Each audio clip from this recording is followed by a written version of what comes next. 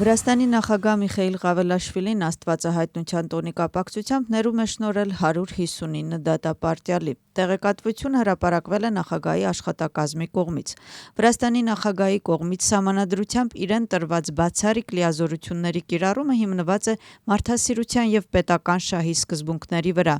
ասվում է հրապարակված տեղեկատվության մեջ։ Բանտարկյալները արդեն լքել են քրեակատարողական հիմնարկները։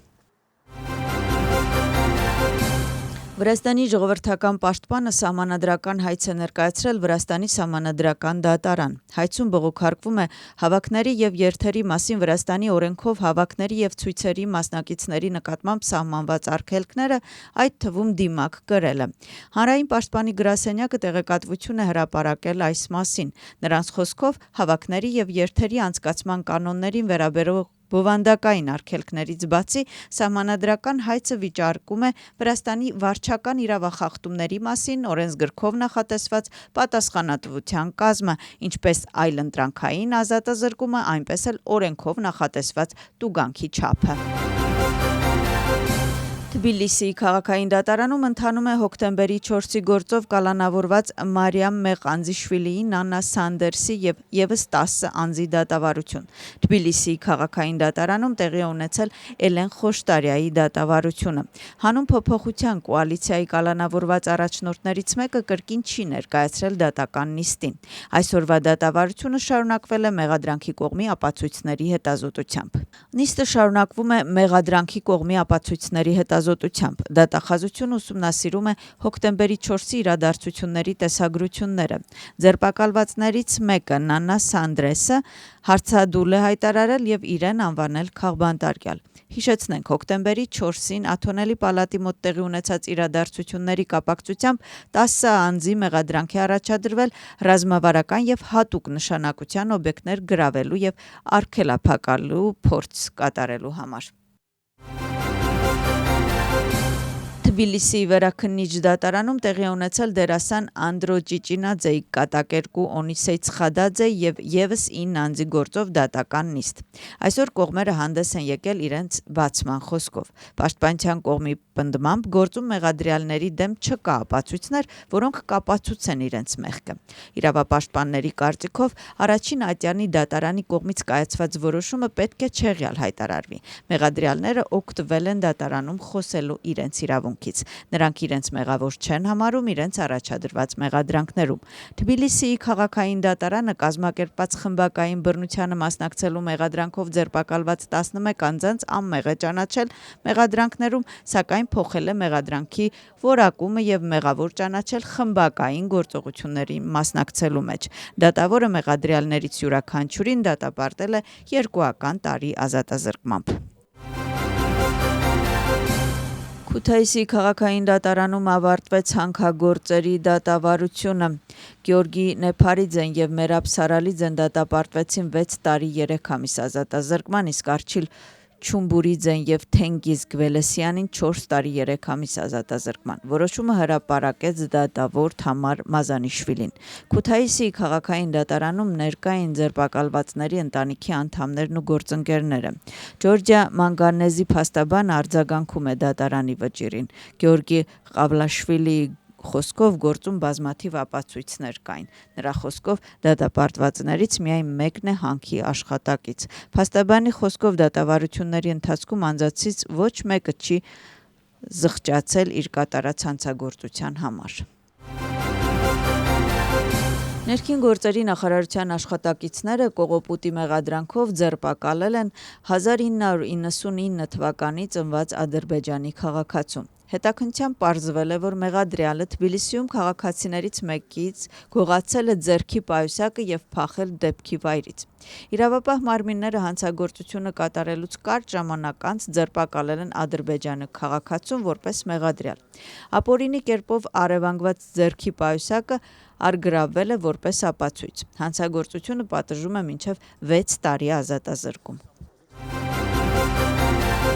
Ներքին գործերի նախարարության աշխատակիցները ձերբակալել են 2001 թվականին ծնված նախկինում դատված անձի առանձնապես խոշոր չափի թմրամիջոցների ապօրինի ձեռքբերման, պահպանման եւ վաճառքին նպաստելու մեղադրանքով։ Բարեկային տեսուչները կանգնեցրել են մեղադրյալին ստուգման համար։ Նրա անձնական խուզարկության արդյունքում իրավապահ մարմինների աշխատակիցները որպես ապացույց առևանգել են վաճառքի համար փաթեթավորված ալֆա-ՊՎՊ թմրամիջոցի 20 տուփ, հանցագործությունը նախատեսում է 20 տարի կամ ՑՄ ազատազրկում։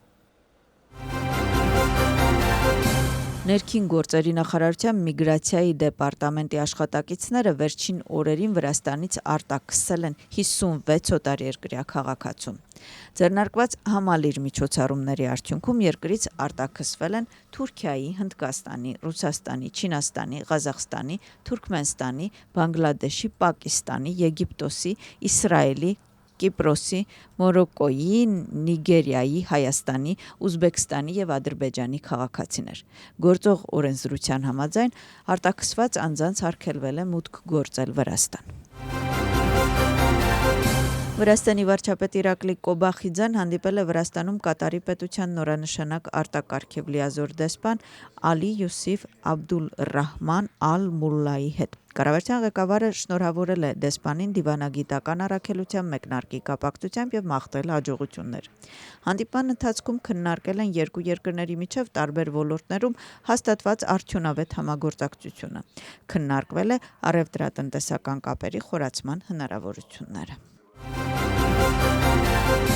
Էմանուել Մակրոնը ոչ մեկին պետք չէ, նա միևնույնն է շատ շուտով կհեռանա Ֆրանսիայի նախագահի վարչակազմից։ Լրագրողներին ասել է ԱՄՆ-ի նախագահ Դոնալդ Թրամփը։ ԱՄՆ-ի նախագահի Դոնալդ Թրամփի հայտարարմամբ Ֆրանսիայից ներմուծվող գինու եւ շամպայնի վրա կսահմանվի 200% մաքսատուրք։ Թրամփին հարցրել են, թե ինչպիսին է նրա արձագանքը Ֆրանսիայի նախագահի խաղաղության խորհրդին չմիանալու որոշմանը, որին ԱՄՆ-ի առաջնորդը պատասխանել է, որ տեղյակ չէ դրա մասին։ Ֆրանսիայի գյուղատնտեսության նախարարը պատասխանել է Թրամփի սպառնալիքին կապված մաքսատուրքի հետ։ Նրա խոսքով Թրամփը տնտեսական զենք է օգտագործում քաղաքական նպատակներով եւ ֆրանսիական գինեգործության դեմ նրա թշնամական հայտարարությունը չպետք է անպատասխան մնա Ֆրանսիայի եւ Եվրոպայի կողմից։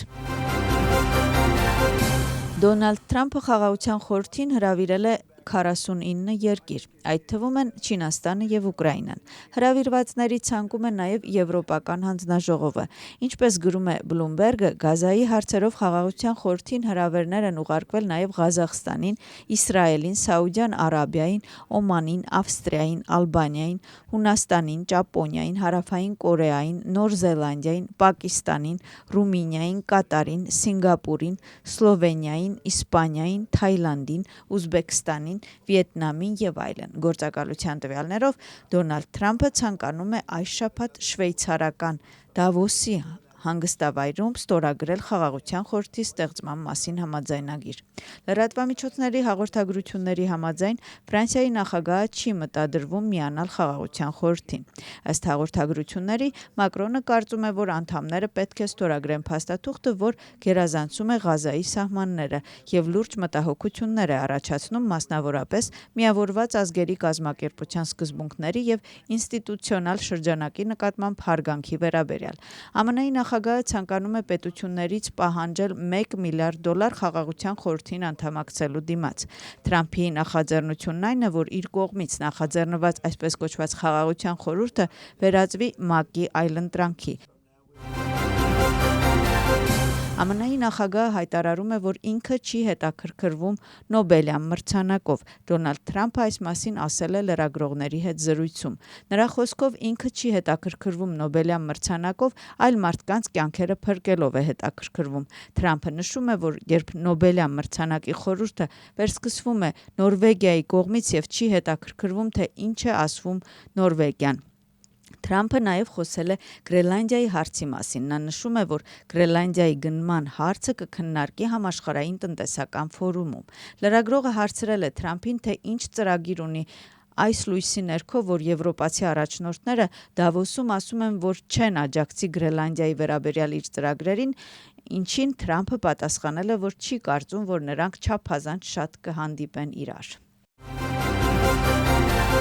ԱՄՆ-ի ֆինանսների նախարարը վստահ է, որ ԱՄՆ-ն եւ Եվրոպայի առաջնորդները Գրենլանդիայի վերաբերյալ կկայացնեն բոլորի համար օգտակար որոշում։ Սկոտ Բեզանտը հույս ունի, որ եվրոպացի առաջնորդները չեն լարի իրավիճակը եւ ի վերջո կհասնեն բոլորի համար լավ արդյունքի։ Նա այն մասին խոսել է լրագրողների հետ Դավոսում համաշխարհային տնտեսական ֆորումի շրջանակներում։ ԱՄՆ-ի նախագահը այսօր կմեկնի Դավոս։ Թրամփը հայտարարում է, որ 100% մաքսատուրքեր կսահմանվի եվրոպական երկրների վրա, եթե Գրենլանդիայի հարցում համաձայնություն չլինի։ Գոյություն ունեն կարմիր գծեր, որոնք չպետք է հատել, ասում է Դանիայի արտգործնախարարը։ Բրիտանացի գործընկերոջ հետ հանդիպումից հետո լրագրողը նրան հարցրել է, թե արդյոք ԱՄՆ-ն դավաճանել է Դանիային, որին նա պատասխանել է, որ զարմացած է։ Նրա խոսքով չափազանց կարևոր է, որ ՆԱՏՕ-ի եւ Եվրամիության բոլոր դաշնակիցները պահպանեն սկզբունքները, ԱՄՆ-ի նախագահին ցույց տալու համար, որ նրանք երբեք չեն կարողանա հասնել իրենց նպատակին ճնշման միջոցով։ Եվրամիության գերագույն ներկայացուցիչ Կայա Կալասը սոցցանցում գրառում է, որ Եվրոպան հետաքրքրված չէ ԱՄՆ-ի հետ առճակատմամբ։ Արկտիկայի անվտանգությունը մեր ընդհանուր տրանսատլանտյան շահն է եւ այն հարցը, որ մենք կարող ենք քննարկել մեր ամերիկացի դաշնակիցների հետ։ Սակայն սպառնալից մաքսատուրքերը դրան հասցնելու միջոց չեն։ Ինքնիշխանությունը բանակցությունների առարկա չէ։ Մենք հետաքրքրված չենք առճակատմամբ, բայց կպաշտպանենք մեր դիրքերը։ Եվրոպան ունի լծակներ իր շահերը պաշտպանելու համար, գրառում է Կալասը։